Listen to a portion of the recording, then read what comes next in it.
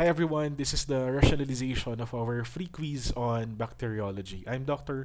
Pascual from Legend Review Center. This is the distribution of the scores for this free quiz. Ang average score po was around 11 with a range of 3 to 16. So may tatlong students actually na naka-perfect. Meron ding mga medyo mababang score. May mga naka 3 over 16, 4 over 16. Pero that's okay for now. Alright? Now, if you got a good score, congratulations, keep it up. Tuloy-tuloy lang po yung pag-aaral natin ng bacteriology. Kung medyo mababa naman yung score ninyo, I hope this serves as a wake-up call that you need to review more for bacteriology. Okay, so habang marami pa pong time, dire-diretso lang po tayo mag-aral. Alright? So we also asked how difficult was this quiz. Majority answered 8 over 10. Okay? May mga sumagot din ng 10 over 10 which is very difficult. Pero may mga sumagot din naman ng 4 over 10. Okay? Mga medyo na hindi nahirapan, kumbaga. Alright. Now, the main reference for my rationalization is the textbook of Diagnostic Microbiology, 5th edition by Mahon. Okay, so this is a good book to read for the board exams. For the previous boards, actually maraming mga kinuha dito na questions. Okay? Another reference that I use would be Bailey and Scott's, which is also a good book. Madaling intindihin. Okay? And organized naman.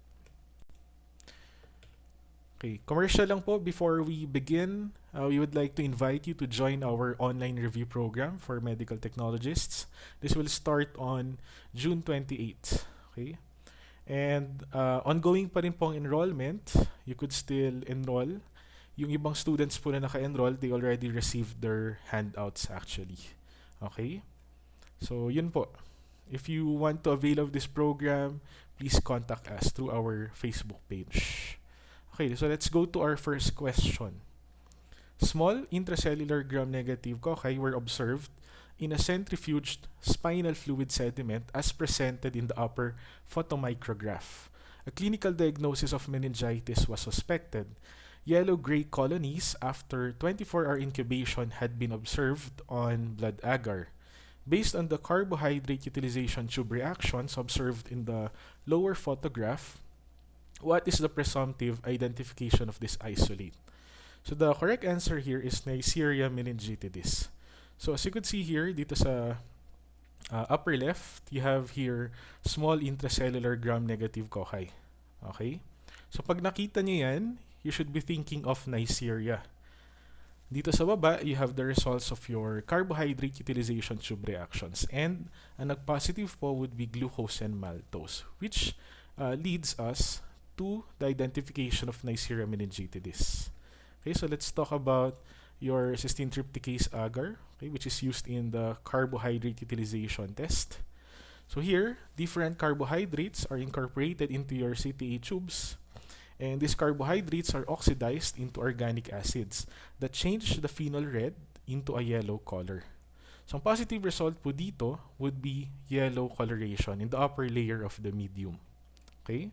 So, please take some time to review this table. Ito po yung mga results ng various Neisseria species using the carbohydrate utilization test.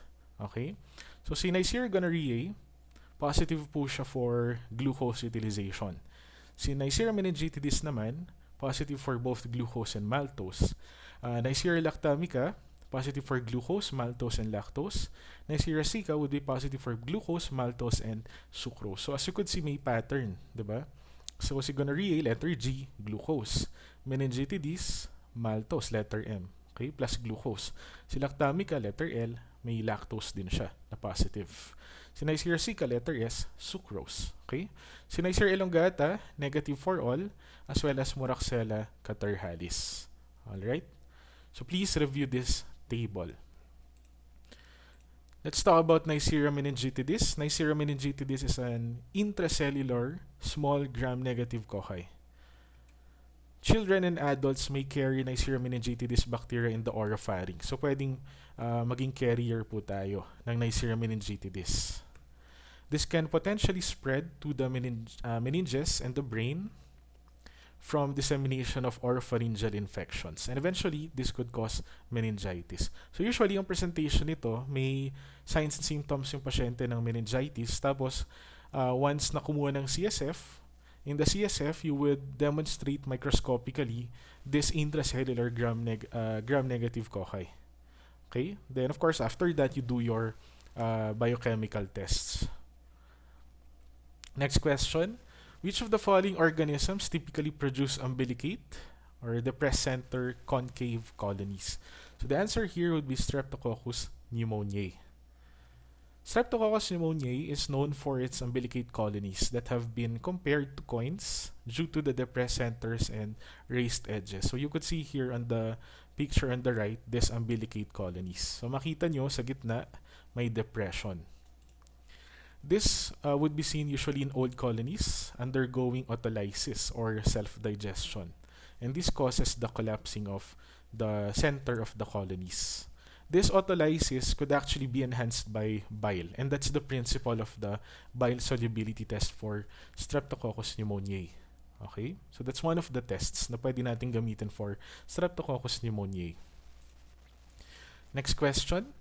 What organism is responsible for a potentially lethal type of food poisoning caused by improperly canned food?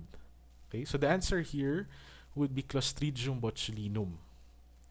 So the condition being asked here is actually botulism, which is caused by Clostridium botulinum, a gram-positive, spore-forming anaerobic bacilli. Okay, so Clostridium botulinum produces the botulinum toxin, okay, which could be ingested. This toxin is an extremely potent neurotoxin. Actually, very small amounts lang could cause already the signs and symptoms of botulism. And this toxin attaches to the neuromuscular junction of nerves and prevents the release of acetylcholine, which is a neurotransmitter. And this results in flaccid paralysis and death. Okay? So, ayan. So, what you could see here is the mechanism of the botulinum toxin.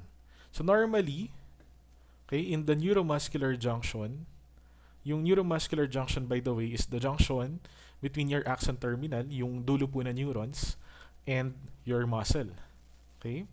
Your neuromuscular junction releases acetylcholine, which is a neurotransmitter. And this acetylcholine will bind to the acetylcholine receptors on your muscles.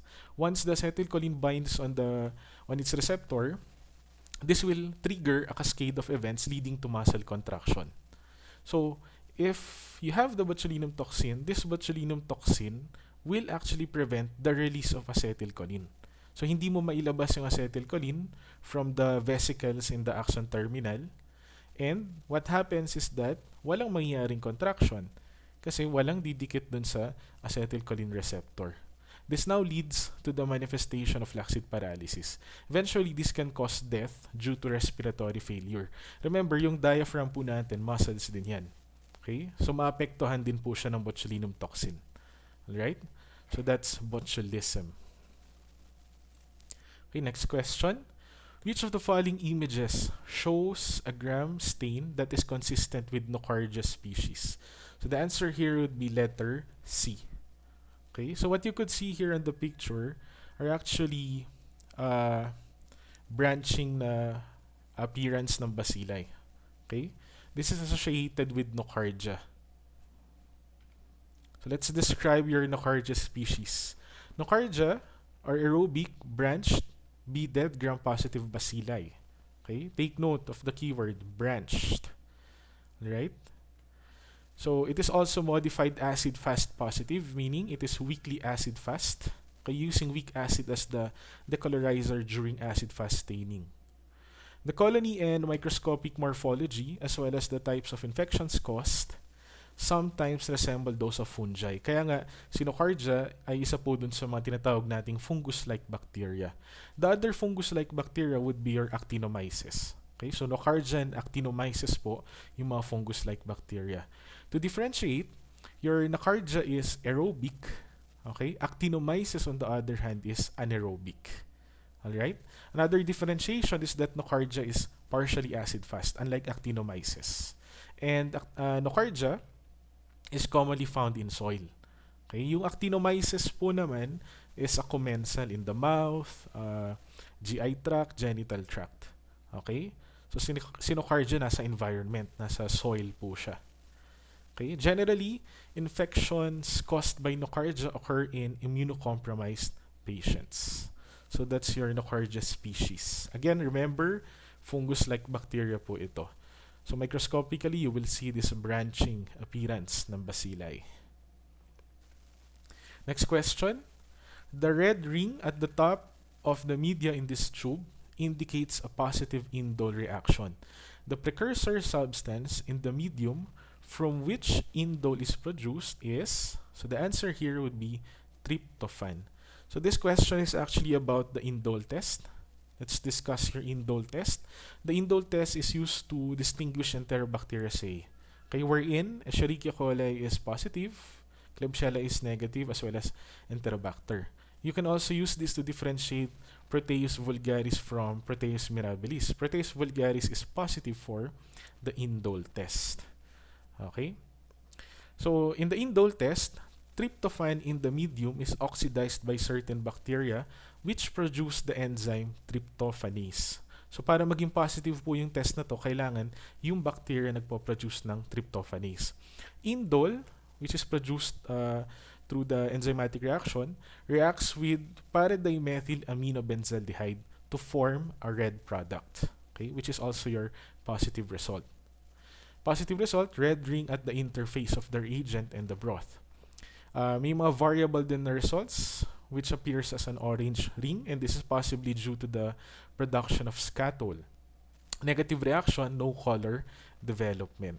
So dito po sa right, you have a picture showing you the positive result of your indole test. Alright? Next question. A fried egg-like growth colonies, okay, with dense centers surrounded by a less dense periphery is seen here on Pipilo agar is most likely caused by, the answer would be Mycoplasma species. Okay, so ang keyword na dito guys, yung fried egg-like growth. Okay, which you could see here in the picture. So let's discuss your PPLO agar. PPLO stands for pleuropneumonia-like organisms. Nice to know. Okay? It contains nutrients provided by peptones, serum, and heart infusion. Less agar is added to this medium than other solid agar plates, leaving the medium softer so that mycoplasmas can grow into the medium as opposed to mainly on the top of the medium. Okay, so ano siya, malambot siya, kaya pwedeng mag-grow sa medyo mas malalim yung mga organism. Typical morphology of the small Mycoplasma species colonies is that of a fried egg appearance. Okay, please remember yung fried egg appearance associated with Mycoplasma. Okay, next. All of the following statements concerning Ricketsia species are true, except A. They are obligate intracellular parasites. B. They are gram-negative bacilli. C. Associated diseases are usually diagnosed by serology. Or D. They are cultured in many hospital laboratories. So, ang incorrect statement po dito is letter D. They are cultured in many hospital laboratories. So, let's talk about your Ricketsia species. So, Ricketsia are short, non-motile gram-negative bacilli. They are described to be obligate intracellular parasites. This is the reason why they can only be cultured by research or reference laboratories. Mahirap po silang i-culture kasi obligate intracellular sila.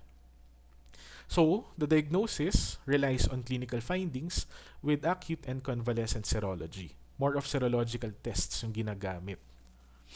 Various Ricketsia species cause infections such as typhus, Rocky Mountain spotted fever, rickettsial pox, and Botulinum fever.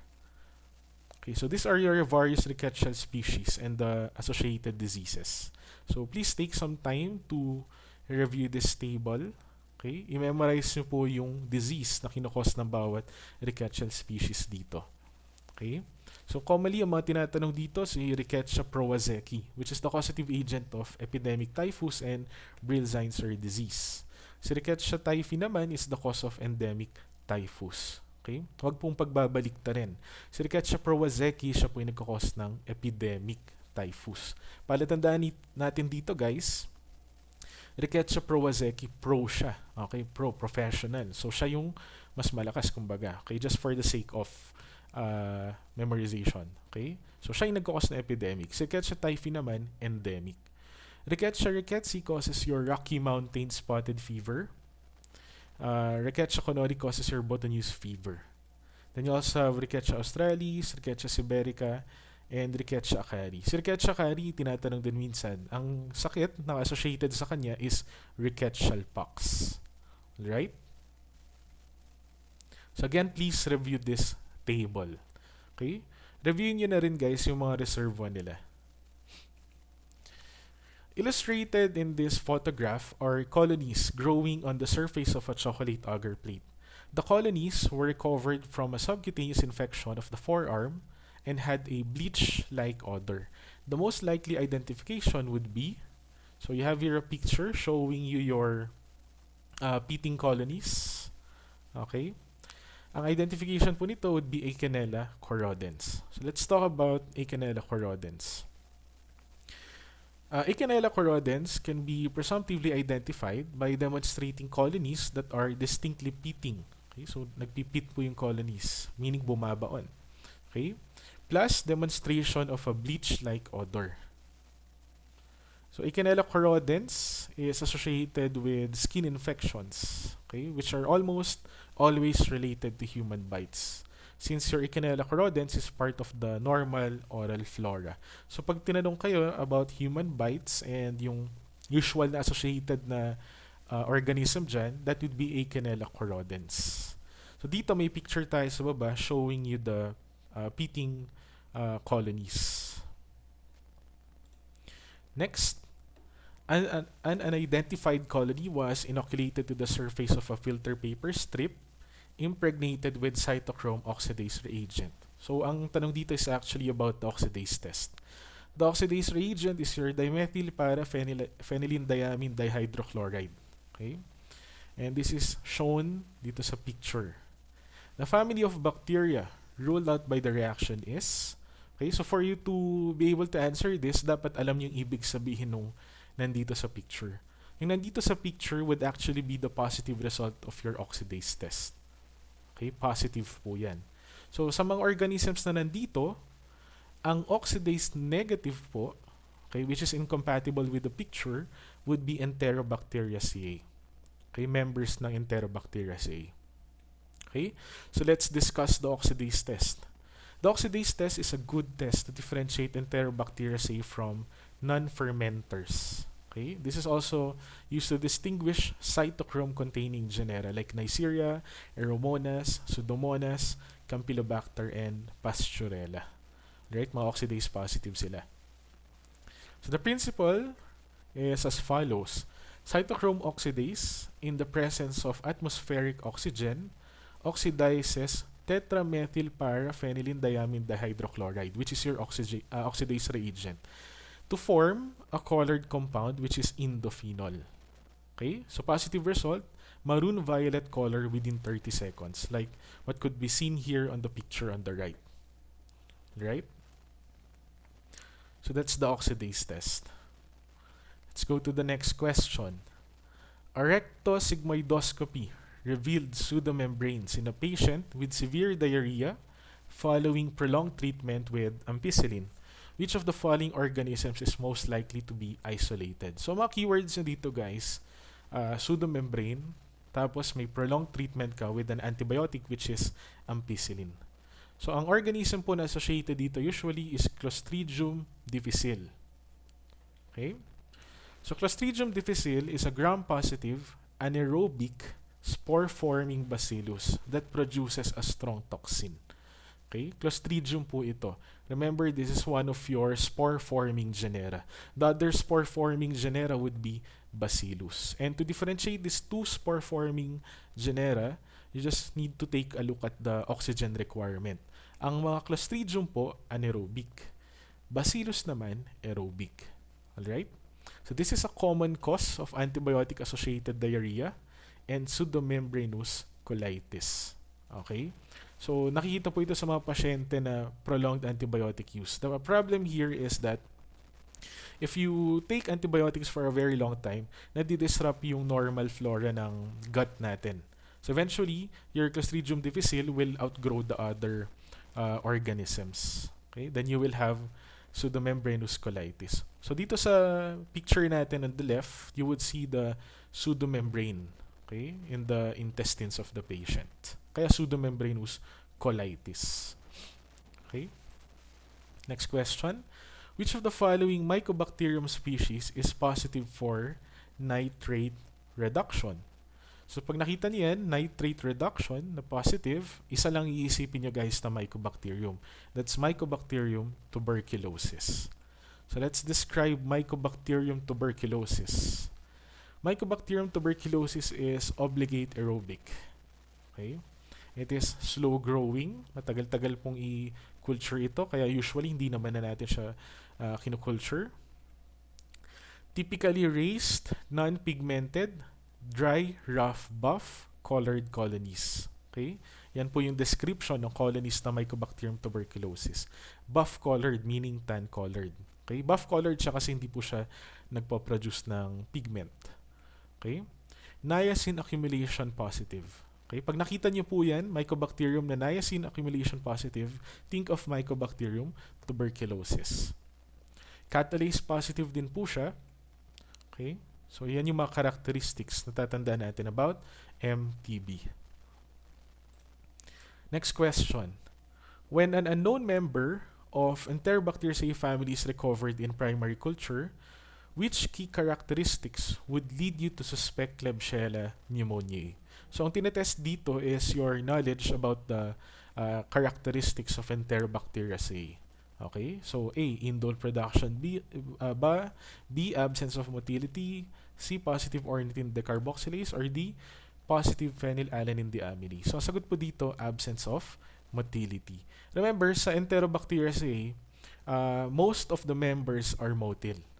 May mga exemptions lang tayo like Shigella, Klebsiella, and Yersinia enterocolitica. Okay?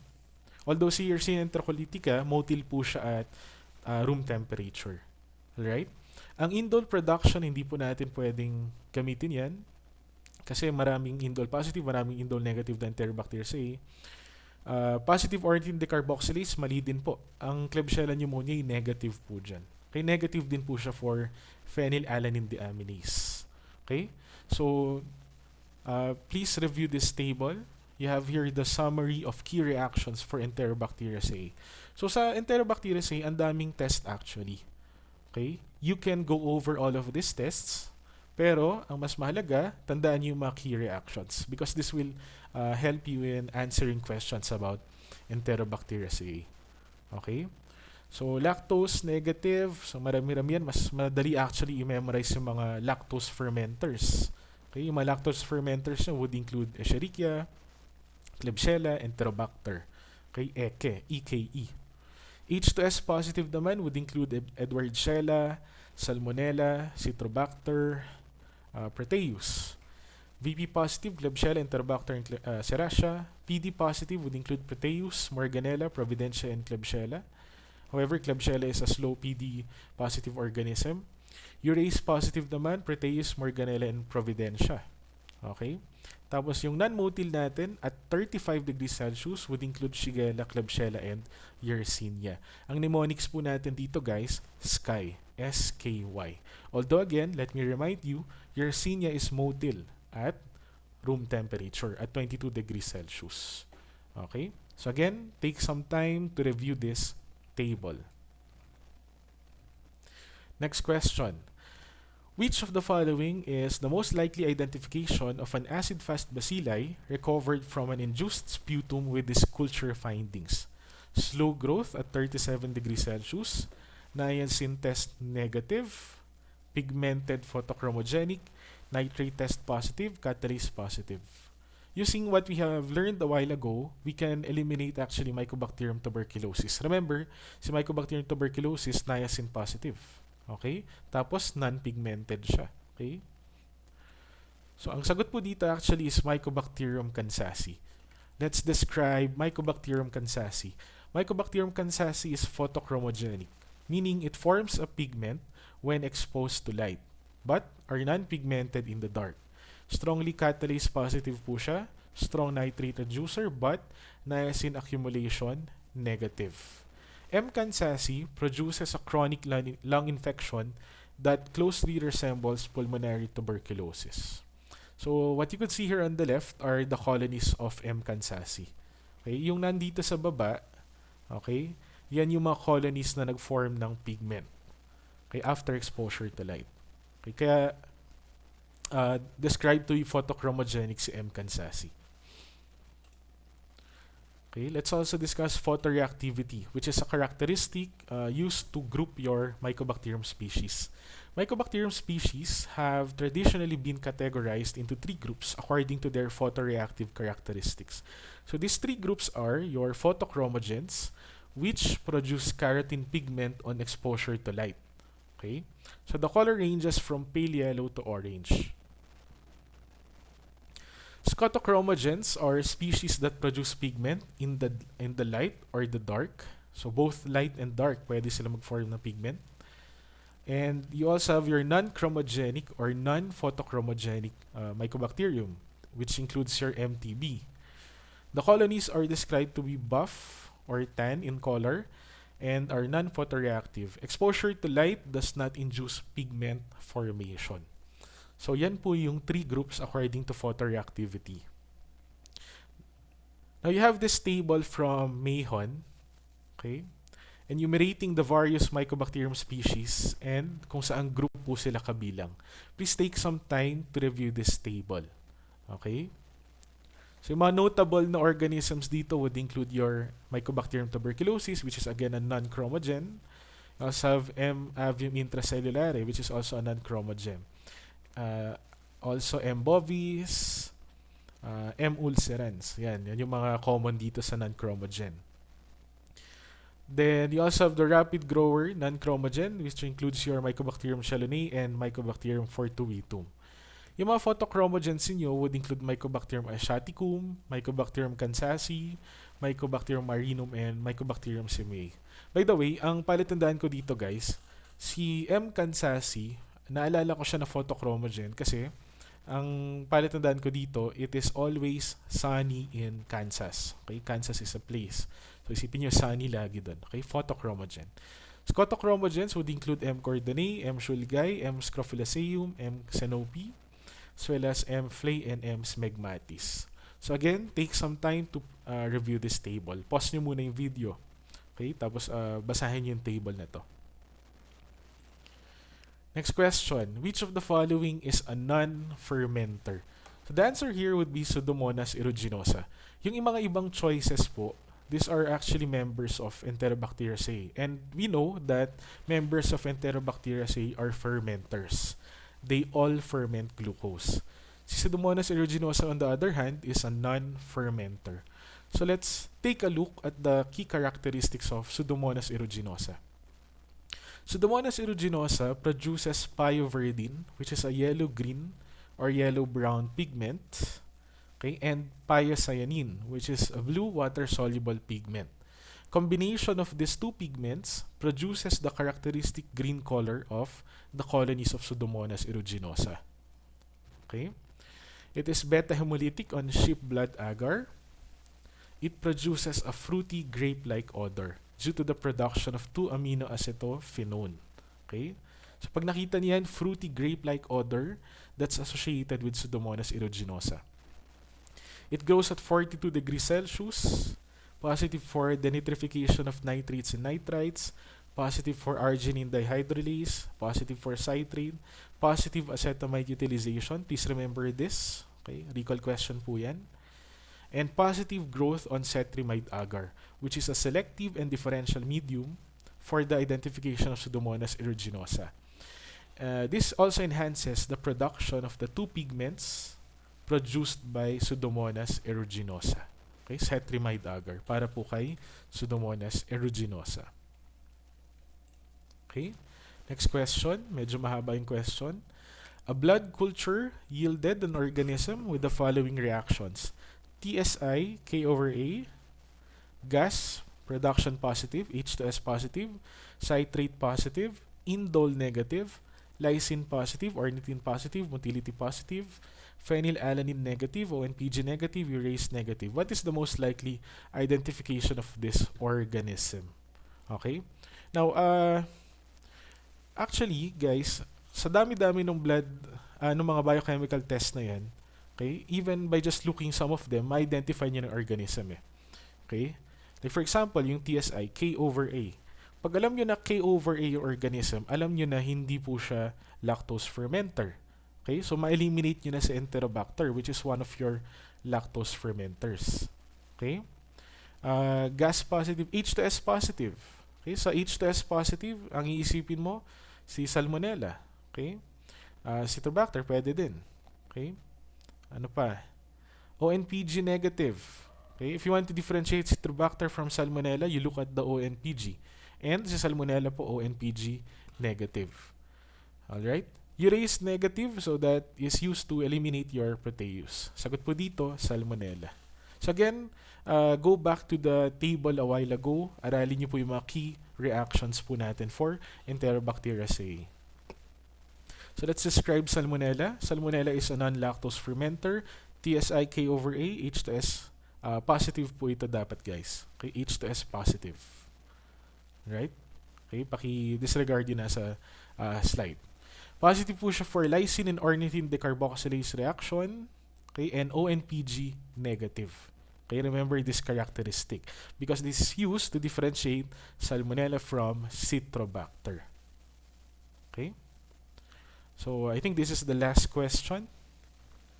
The tendency for the cells of Mycobacterium tuberculosis to assemble in linear aggregates, as seen in this image of an acid-fast stain preparation, is caused by production of, so the answer would be cording factor. Okay? Ito po yung dinidescribe.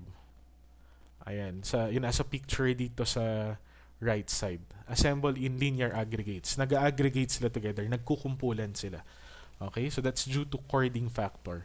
Cording factor is a virulence factor of Mycobacterium tuberculosis. This is toxic to cell membranes, inhibits polymorphonuclear cell migration, and induces granuloma formation, and also activates the alternative complement pathway. Cells possessing cording factor adhere to one another, kaya nagkakaroon ng aggregation, like what you could see in the picture, forming serpiginous strands of acid-fast bacilli. Okay, so that's the cording factor. Okay, so please remember that. Okay, so that's it for this quiz. I hope you have learned something from this video.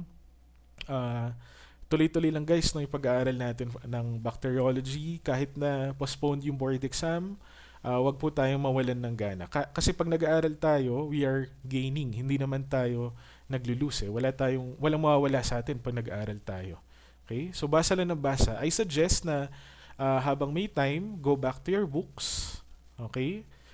Yung mga notes, isang tabi muna natin, balikan natin yung mga libro habang maraming panahon. Kahit na magbasa kayo ng 1 chapter a day, that would be very helpful in your board preparations. Okay? I'm sure kasi, lalo na yung mga magte-take dapat na March 2020, nabasa nyo na ng ilang beses yung notes ninyo. Okay? Kaya siguro medyo nagiging boring na siya. Para maging mas productive kayo, and habang mas maraming time, basahin nyo ulit yung mga books ninyo, yung mga textbooks natin. Okay? Like for bacteriology, yung mga key chapters sa Mayhon, sa Bailey and Scott's, try to go over them. Magiging helpful naman yun for the board exam and even for your future work as medical technologists. So, yun lang. I wish you luck in your board preparations. If you think this video is helpful, please leave a comment, subscribe to our channel, or yun, i-like niyo yung video natin. Okay? And also, you can contact us if you have questions. Okay? Thank you so much, guys.